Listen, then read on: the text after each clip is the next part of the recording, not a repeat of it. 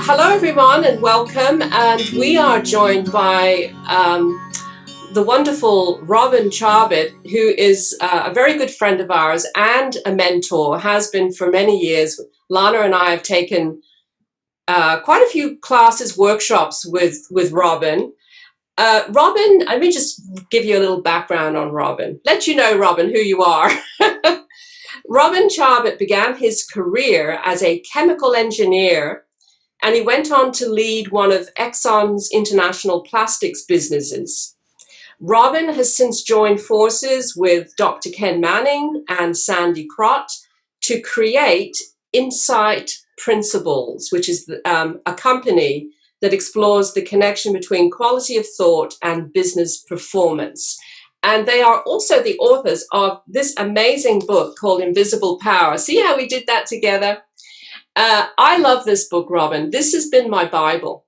And since coming, to this understanding, I just go to this all the time. Don't you, Lana? So thank you for writing it. And I'm going to start off with, I'm going to throw this out and get your take on this, Robin. We're hearing a lot today about, how to have a positive mind as we're going through this really scary time. And I'm wondering, in this understanding that we share, we also talk about quality of mind. Mm-hmm. And I'm wondering if you could kind of talk about, is there a difference between positive thinking and this, or a positive mind and quality of mind? And what is it that we're talking about in relation to positivity, Yeah. Is that a good place to start? Yeah, perfect. Okay. Well, I'd highly recommend a positive state of mind. It's whenever we find ourselves in a mind that's positive, it's enjoyable. There's all these capacities which seem to be available to us, and there's two different ways to get there. There is the belief, and it's quite widespread, that you can work it. You can. I know people who get up every morning and they spend 10 minutes saying affirmations.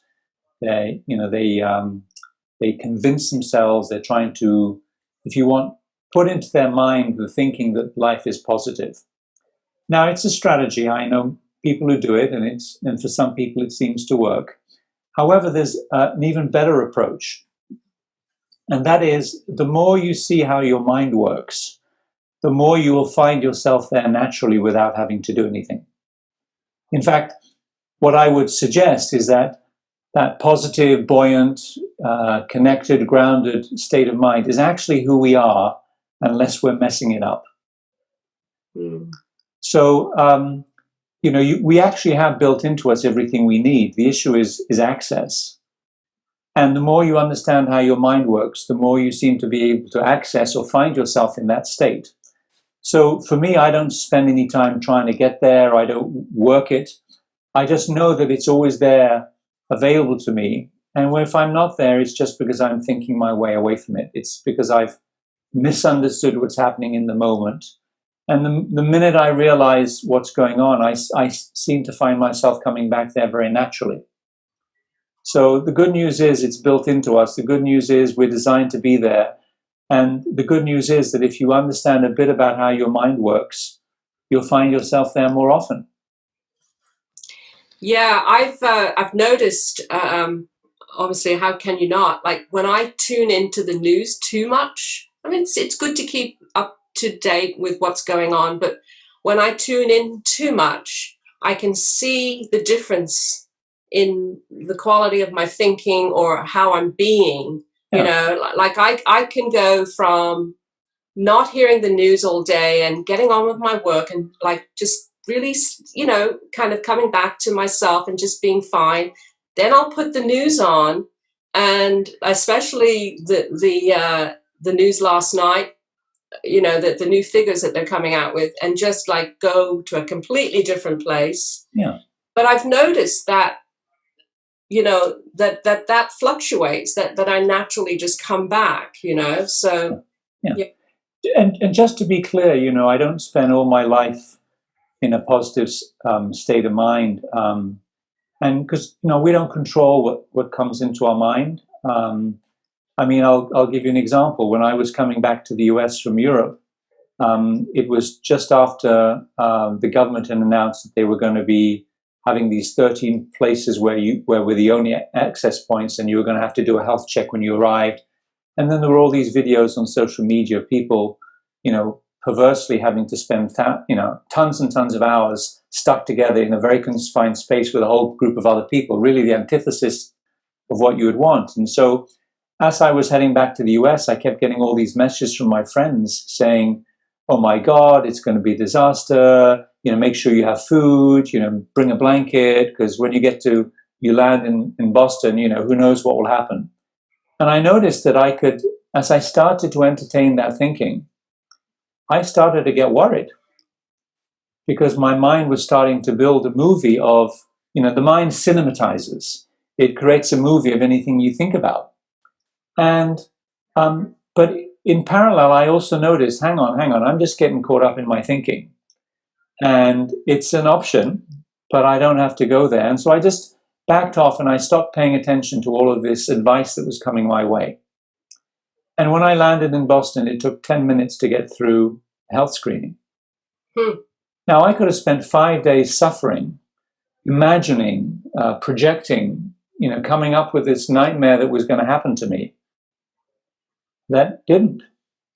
So the more I see that, the more it allows me to sort of back off and just notice that I'm caught up in thought. And I would make a distinction that whereas it's really good to be in a grounded, clear mental state, being all caught up and worried or whatever is fine, provided you know what's going on. Yeah. If you know that you're thinking, two things happen. First of all, you don't rush out and try and change the circumstances because you know that they're irrelevant.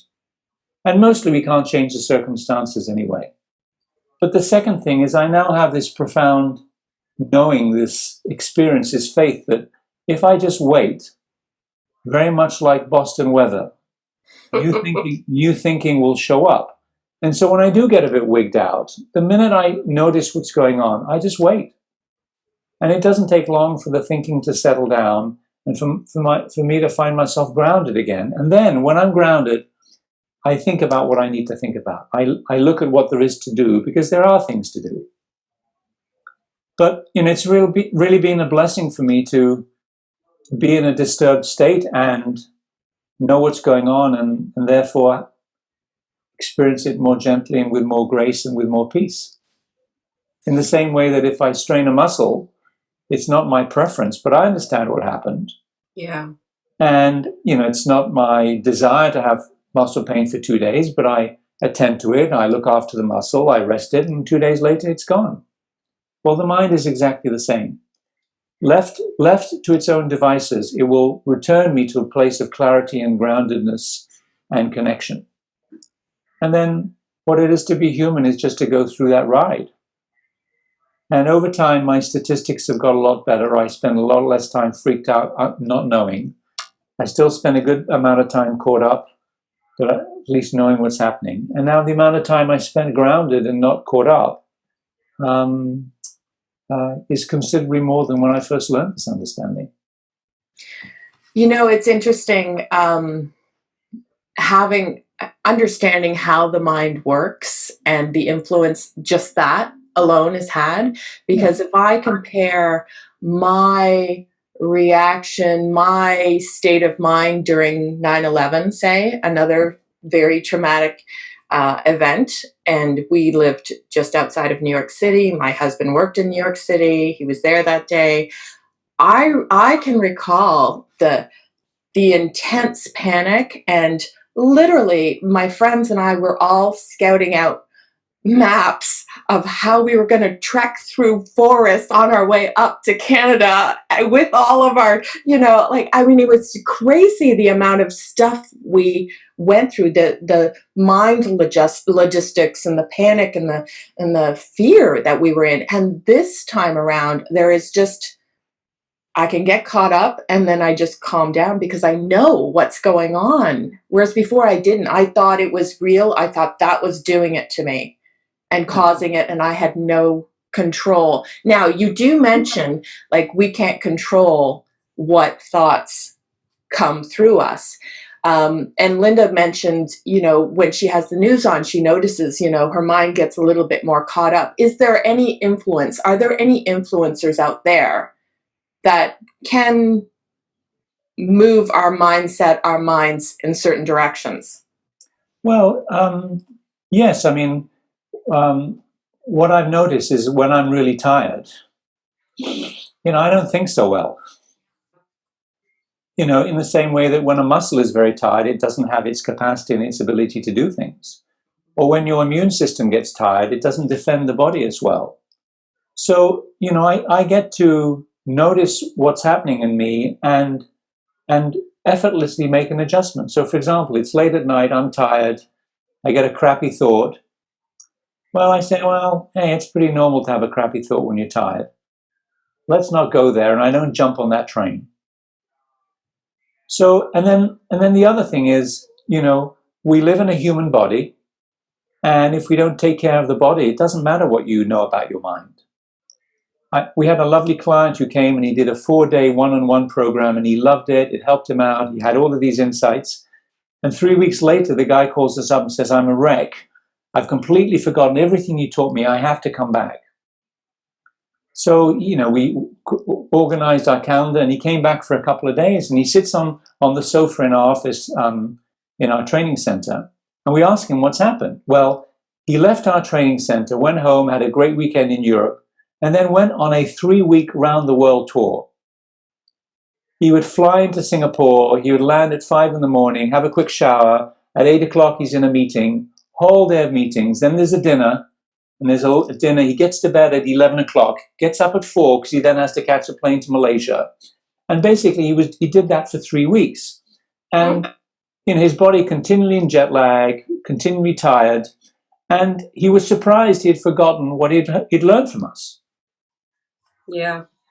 Now, he sat on the sofa for an hour. We reminded him what he'd learned. It all came back. And what he saw was that if you don't take care of the equipment that carries your mind around, it doesn't matter how well you understand your mind. So that's a big factor. You have to take care of your physiology. I mean, it's the same thing. If you don't go outside in winter and you don't get any sun in your eyeballs, your circadian rhythm gets messed up. So I would say those are the factors, Lana, that I pay attention to in addition to paying attention to my mind. And then the other thing is I just keep being aware of what's happening in the moment. And when you're aware of something, you make adjustments. I mean, we do it all the time. I get hungry. It's 11 o'clock in the morning. Lunch is at 12. So maybe I take a little snack and it tides me over to lunch and the hunger goes away. And at lunch, I have a proper lunch. I didn't fail at food. Something was happening in me. I understood the mechanics and I was able to be intelligent. And then the last thing I would add is that it's really easy for us to take on the thinking that's sent to us. So you just have to be mindful of that. I mean, when you're watching a movie and it gets very scary, what do? Back off. Yeah. Switch off the movie or you look away. Can I look now? I have a friend who watches football games that way. Whenever they get tense, he hides behind the sofa and his wife has to tell him what's happening. Well, you just have to be mindful of that. So don't look at things that freak you out. Yeah. Because the freaking out is happening in you, but the situation or the suggested thought is coming from the outside. So there is an outside world and it does play a part. And when I'm grounded, I appear to be immune to the outside world. I'm immune to what comes at me. When I'm tired, less so. So it's good to take that into account. Yeah. There's a lot of amazing stuff that's happening right now.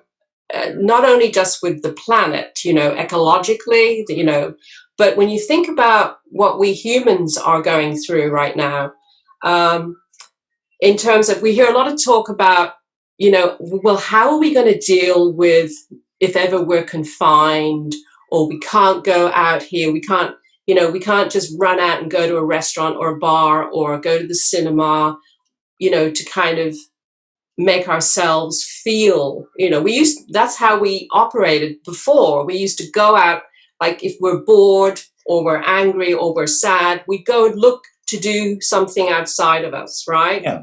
To help us get through. That's kind of gone in a way, or it's been reduced, right? We can't look for situations outside of ourselves.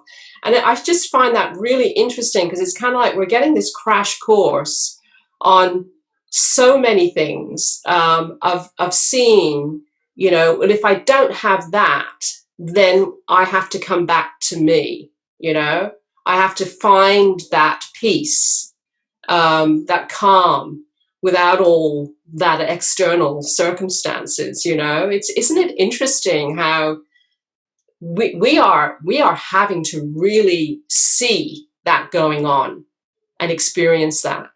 Yeah. I don't know what my question is. I guess it's like, what do you,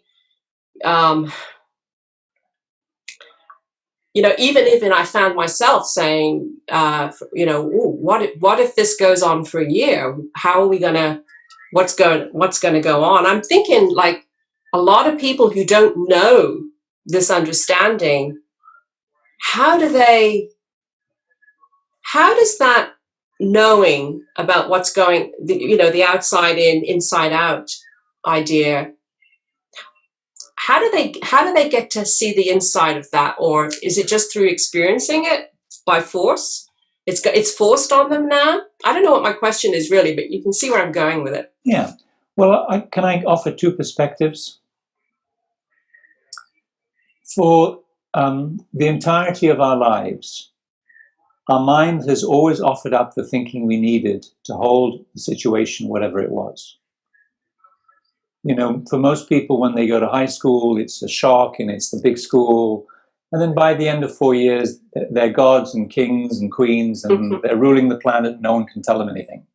And then they go to university and it's a shock, because no one reminded you about your assignment until someone says, look, it's university, you've got to get responsible. So it takes a while, and soon you've figured out university. And by the end of university, you're, again, ruling the planet. No one can tell you anything. And then you get a job and you have to turn up on time.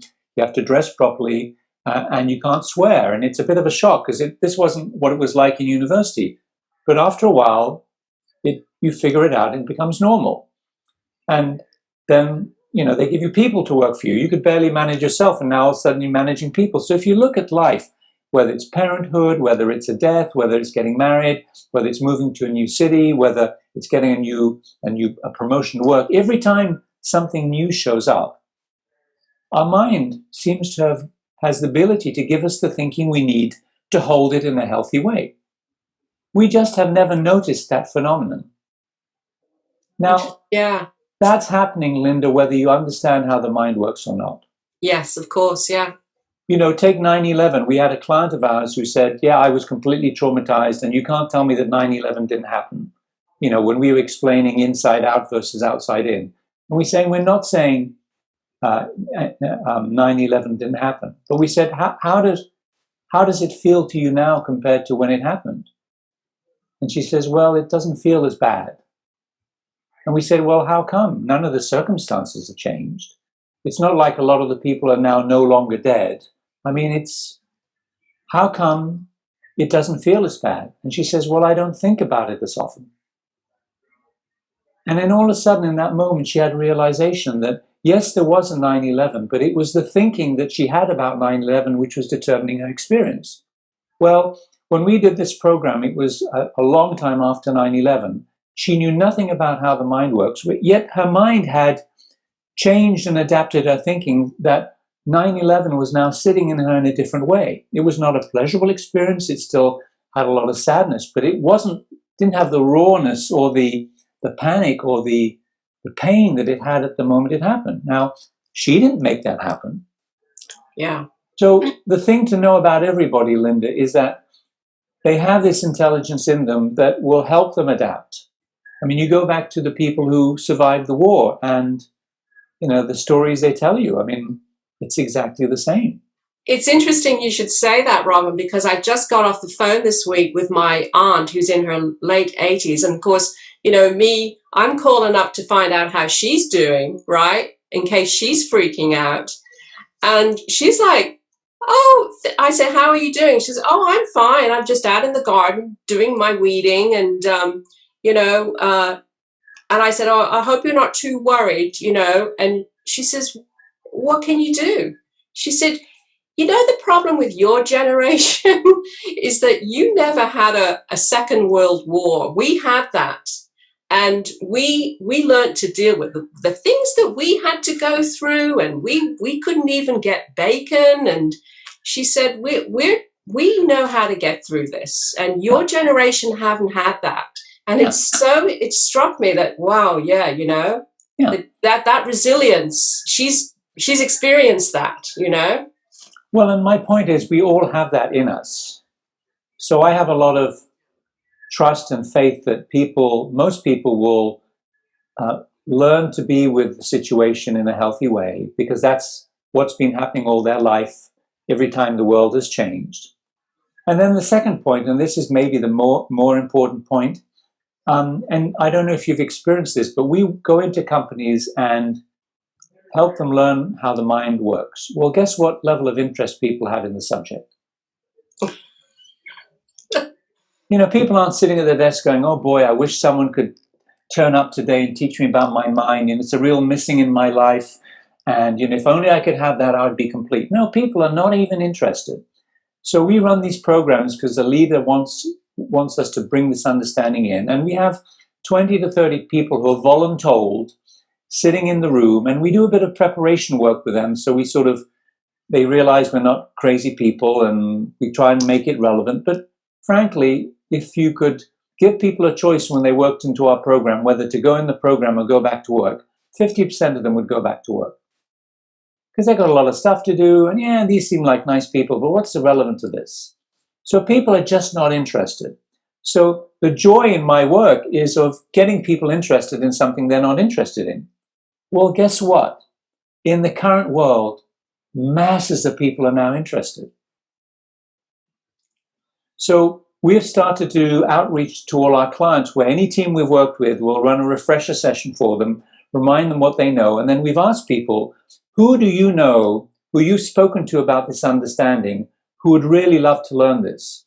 And then we'll run a webinar for people who know nothing. And they all turn up and they're all like, tell me. I've never had this happen before.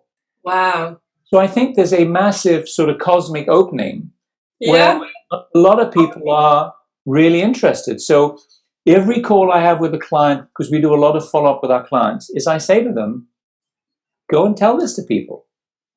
Do you have anybody who's worried? Oh yeah, my aunt's really worried. My brother-in-law is freaking out. My sister, she doesn't know how to cope. Well, if what you've learned has been useful, why don't you go and explain this to them? Because guess what? They're really interested. So it's not a silver lining, but it's an interesting facet that when the world gets into a bit of between a rock and a hard place, people get a lot more interested in looking for relief. So we've been doing these webinars, and these webinars which we're doing have actually extended now, where we're doing them for the friends and families of the people who we work with.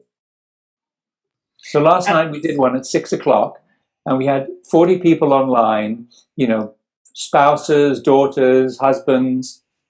Fantastic. They were all interested in learning this stuff, which they've heard from their partners or from their dads, and they wanted to learn it.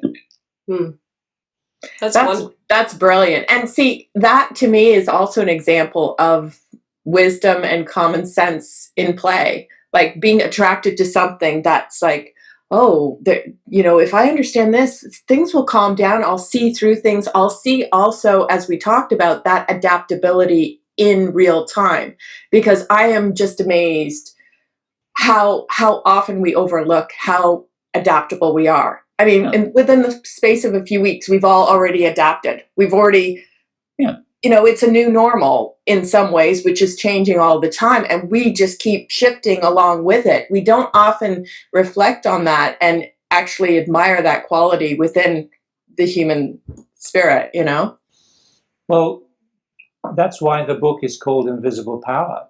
Mm-hmm. We didn't, it's like gravity. Newton didn't invent gravity. Yeah. Gravity had been running for a long time before he showed up. Well, the understanding that we all point to is not something we invented. It's been going on, since the beginning of time. Now, it's been helping people out. It's been, allowing people to have new thinking. Now, the trouble is because it hasn't been distinguished and pointed to, when it happens in the background, people don't notice. I always give the example of, that problem that you can't solve and out of nowhere, you get an insight. Well, typically there's one of three responses when people get an insight. The worst response is people say, oh, look at me, I'm brilliant. Look how I've just solved it. And I'm like, no, not really. You were clueless. And then out of nowhere, the idea showed up. So you can't really take any credit for that.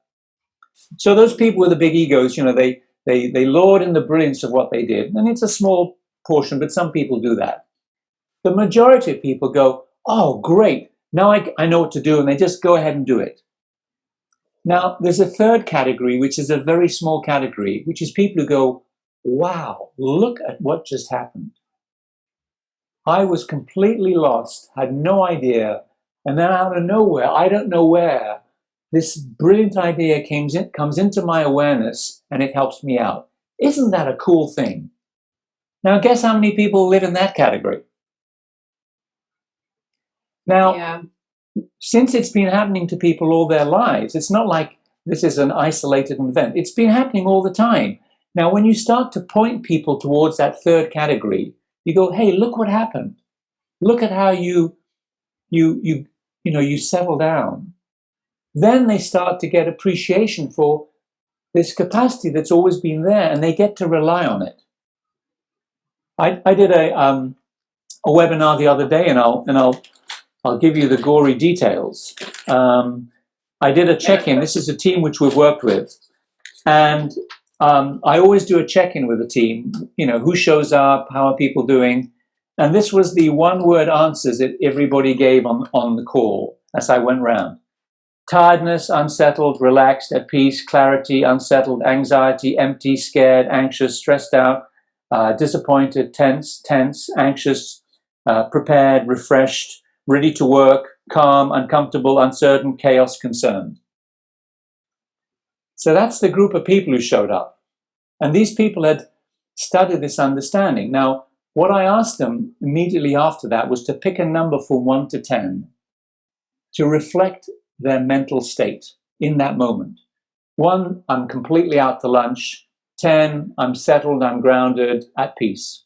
And I didn't ask them what their number was. I just asked them to write it down.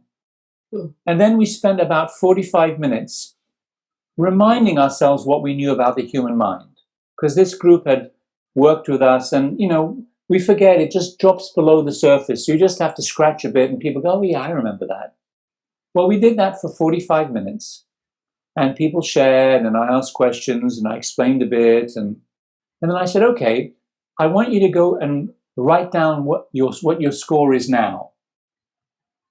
So don't look at your old score, just write down. And then I said, okay, whose score went down? Nobody. I said, so there was about 20 people on this call. I said, whose score stayed the same? One hand went up. I said, whose score went up? And 19 hands went up. So I said to them, how come you're now in a better mental state than you were 45 minutes ago? I mean, has anything changed in the world other than we're 45 minutes older? And they were like, wow, how did that happen? And I said, listen, whenever you look towards that third category, what's actually happening that you blow by, whenever you look and see the wonder and the power and the beauty and the intelligence of what it is to be human, it settles you down. Because you remember that, the deck is loaded in your favor. The system has your back. It has always had your back. It's had your back since the day you were born. I mean, you're not running your heart. You're not reproducing your cells. I mean, there's deep intelligences. So if you remember that it's running your mind, you get to back off and relax because you don't have to. And in those 45 minutes, that's what happened. The hands went from like this to sort of like that. People settled down. They remembered where their experience was coming from, and they were fine. Well, that's the journey, except now people are really interested. Mm. You know, we said, who wants to be on the call? 20 people like that. Yeah. So I would suggest to you and anybody watching this this interview that if you have this understanding, share it with people. Don't be a bore. Don't beat people over the head, but get out there, talk to people, find out what's going on with them, see what would be useful for them to learn. Because very often it's very easy to explain this to people without being complicated. You don't have to do much. You just have to listen to where they are and see what's the thing that they're not seeing in the moment, and then just point it out. So I've got a lot of faith that, like your old aunt, Linda, you know, we will adapt and we will learn, and we, as a species, we will create the thinking we need to hold the new world. But I'm also very, very hopeful that there's a big opening for people to learn more deeply what I would call essential, what is essential learning in life. Yeah. So I can't wait to see what happens in 6 months. Yeah. Yeah. And of Can course, sorry, go ahead. Can I just follow up on one little thing? And I don't want to like pull us back, but I do know there are people who may have some of this understanding, and yet they feel like, okay, yeah, when my mind settles, things come up, but then they get anxious that nothing has come up. Yeah. And they start all over again, and this relaxed starts to tense up, and they're like, why isn't it happening now? I want it. It's that sense of control, like I want it when I want it. What do you say to them? Well, I just point them back to the mechanics. Mm. You know, what happens is we can look at the content of our thinking, so what we think, and that's an endless arena to play in. We can go to, why am I thinking that? Why am I anxious? I shouldn't be anxious. I know how the mind works. What's going on with me? Maybe it was my mother. Maybe I didn't learn it well. Maybe I need a better. You know, we can go into all the whys, but that doesn't do much for you. Or you can just look at the mechanics. Just look at the facts. What's actually happening? Oh, I'm freaking myself out. Well, I know it's my thinking, but so what? That's not helping me. Well, I would argue that knowing that it's your thinking is helping you, because if you didn't know it was your thinking, you'd be freaking out a lot more. And then I just developed the habit of waiting. Now, I do one thing, Lana, and it works for me, and I don't know if it works for other people, but I just get very, very present to what I'm feeling. If I'm feeling anxious, I just notice it, and I get very present to the feeling. Now, I don't think anything about it. That's the pitfall. I just go, oh my God, my chest feels tight. Yeah, my head's a bit muddy. Oh, I've got a bit of tension in my neck. Oh, I got a lot of tension. Oh, I really feel unsettled. And I just get very present to it. Now, it's not pleasant to get present to something that's uncomfortable. But when I'm getting present to what I'm feeling, I'm alerting my mind to what it's doing to me. Because all of those feelings are coming from nowhere else than my mind. Now, the minute my mind realizes what it's doing, guess what it starts to do? It starts to clean it up. A simple analogy would be, have you ever found yourself a bit outside of your lane on the highway? Yeah. Well, the minute you realize you're outside your lane, what do? Mm-hmm. Yeah. Now, how long were you outside of your lane? Could have been a mile, could have been 10 seconds, could have been 30 minutes.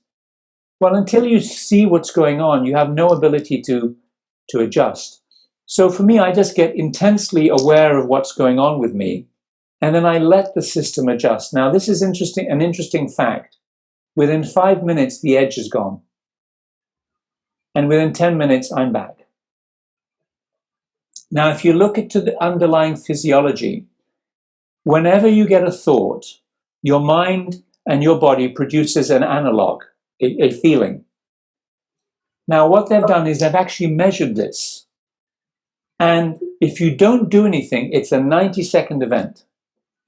The chemicals build, they peak at about 45 seconds, and then if you do nothing, they then dissipate, and 90 seconds later, you're back to where you started. It's just, the mind can't help doing that. You know, when something scary happens, you know, you see someone in the room, and then you realize it's your shadow, and well, you don't stay freaked out for an hour. The system goes into and then it sort of settles down. Now, the problem for most people is as the chemicals are starting to build, they start to think something about it. And then no longer is a 45-second event, because the more you think about it, the more chemicals get put into your bloodstream. And you get on what they call a thought train. Now, if you see that happening, you just wait for it to pass. Now, I've never been through this experience, but I'm told labor is like that. Yeah. You know, you don't want the contraction, but guess what? It's coming. And you breathe, it rises, and then it dissipates, and then you're back in a moment of calm until the next one comes. Yeah. Now, do you fight against it? Every second. No. No.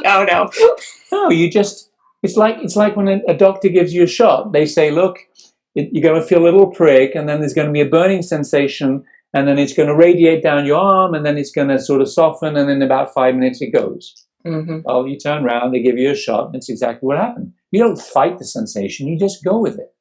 In fact, if you fight it, it makes it worse. Exactly. It really does.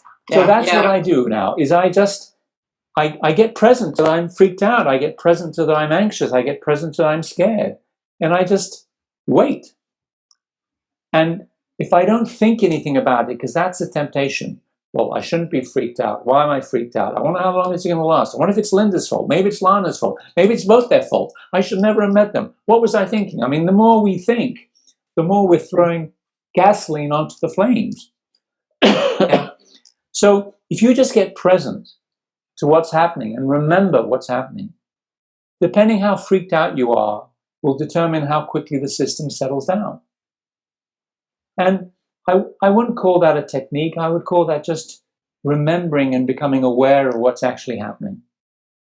Yeah, that's so helpful to know, because a lot of us are, a lot of people are afraid that they're going to get stuck with the feeling. If they feel the feeling, it's going to take over and be with them forever. That's what we're all afraid of, being stuck in it. So it's so good to understand mechanics, Yeah. It's like I always love a snow globe. Yeah. And unfortunately, you can't take them through security because they're bigger than 3 ounces. But if you look at a snow globe, it's a perfect metaphor for the human mind. Mm-hmm. If you stop shaking the snow globe, guess what happens? It settles down. If you don't know that you're shaking it, you're walking around shaking the snow globe, well, it's going to stay cloudy for as long as you keep shaking it. But the minute you go, oh, I'm shaking the snow globe, it will settle down because that's the way it's designed. The mind is designed to settle. Yeah. So beautiful. Beautiful. Thank you so much, Robin. Any last words? Are we done? I think we're done. Yeah. Well, I would share one thought, one last thought. Yeah. People are saying, oh boy, we're living in a period of unknown. This is a big period of unknown. Well, I had this insight the other day, is it's always an unknown. Yeah. The difference is that mostly we have the illusion that it's all known. But how many of you have had that phone call that changed your life? Or how many of you have had an incident that occurred and all of a sudden, instead of life going that way, went that way? Did you expect any of that? So if it looks to me like life is always unknown, except the hubris and the arrogance of the human mind, particularly the ego, is we think we have it known. Yeah. Now, the more you see that it's always unknown, the more you get to realize that if it's always unknown and it's worked out, there must be something behind life making it work out. Beautiful. Beautiful. So, this is just as unknown as January was. I mean, January was unknown. If I'd said to you in January, we're all going to be cooped up in our houses, you would have said, what are you talking about? We were just in an illusion that things Yeah. were.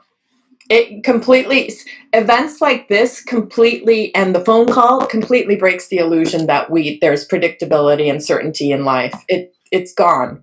There is no certainty in life. There No. is no known. And that's fine, because our mind knows how to handle that for us. So that was the last point I wanted to add in. Beautiful. Worth it. Yeah. Thank you so much, Robin.